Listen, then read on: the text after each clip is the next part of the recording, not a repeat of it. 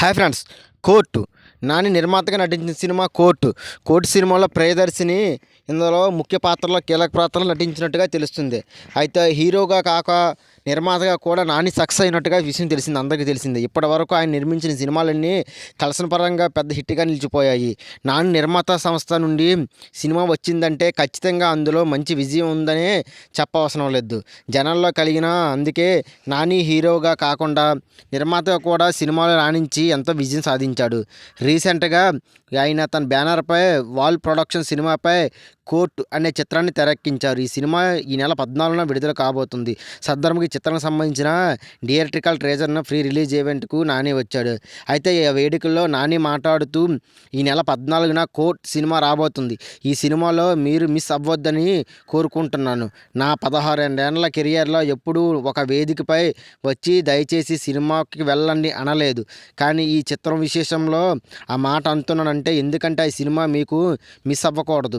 మీ ఫ్యామిలీతో మీ ఫ్రెండ్తో మీకు నచ్చిన వాళ్ళతో ఈ సినిమాని వెళ్ళండి. నిర్మాతగా కాదు ఇవాళ చెప్తాను అనుకోవద్దు. మీరు నమ్మకం ఉండి రావడానికి ఒక విశేషం చెప్తున్నాను. మరో 2 నెలల్లో హిట్ 3 సినిమా రాబోతుంది. మార్చి 14న మీరు కోర్టు సినిమాకి వెళ్ళి అది నచ్చకుంటే నా సినిమాకి హిట్ 3కి రాకండి అంతే బలంగా నాని నెలకొట్టినట్టుగా చెప్తుంది. హిట్ సినిమాకి సుమారుగా కోర్టు సినిమా కన్నా 10 రేట్లపై ఖర్చుబడి పెట్టాను. అయినా నేను చెప్తున్నాను, కోర్టు సినిమా నచ్చకపోతే హిట్ 3కి రాకండని నిర్మోహమాటంగా నాని వేదికపై చెప్పినట్టుగా తెలుస్తుంది. ఈ టీజర్ చూసిన తర్వాత మనకు అర్థమైంది ఏమిటంటే హీరో మేజర్, హీరోయిన్ మైనర్ వీళ్ళిద్దరు ప్రేమించుకుంటారు. ప్రేమ తర్వాత మరొక లెవెల్కి కూడా వెళ్ళిపోతారు. దాన్ని తీవ్రంగా వ్యతిరేకించే హీరోయిన్ తండ్రి హీరోపై అన్ని కేసులు పెడతాడో ఎవరికి ఫోర్స్ చట్టం కింద కూడా కేసులు నమోదు చేస్తారు. హీరో పట్ల అన్యాయం జరుగుతుంది. ఆ తల్లిదండ్రులు ఒక న్యాయాన్ని సంప్రదిస్తారు. ఆ లాయర్ కేసుని ఒప్పుకొని నిందితుడిగా నిలబడి హీరో తరపున వాదించి అతను బయటికి ఎలా తీసుకొస్తారు అనేది స్టోరీ తెలుస్తుంది.